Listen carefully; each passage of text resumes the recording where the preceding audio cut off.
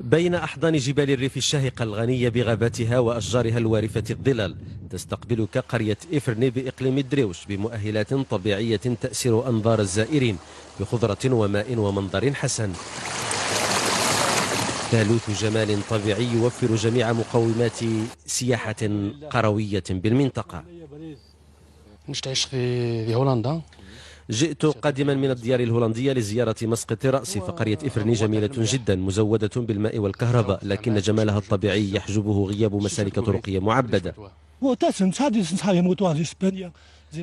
المؤهلات السياحية لقرية إفرني تستهوي مجموعة من السياح الإسبان الذين يزورون المنطقة على متن دراجتهم النارية. فقرية إفرني موقع سياحي جميل غني بينابيع المياه والمؤهلات الفلاحية، لكن نحن في حاجة ماسة إلى مركز صحي وطريق معبد.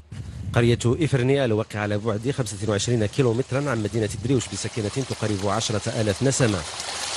توفر عيونها وجداول مياهها المتدفقة أرضية خصبة لممارسة النشاط الفلاحي، نشاط يمكن أن يتعزز بروافد تنموية في مقدمتها السياحة القروية.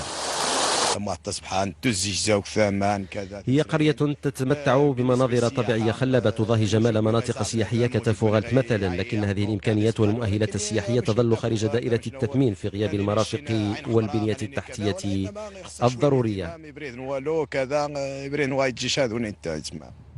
الجمال الأخاذ لقرية إفرني الهادئة لا تحجبه سوى العزلة وانعدام البنية الطرقية، بنية تحتية ستفتح في حال إنجازها آفاقا رحبة للسياحة القروية. فالمؤهلات الطبيعية الغنية للمنطقة لا تحتاج سوى إلى التأهيل والتثمين.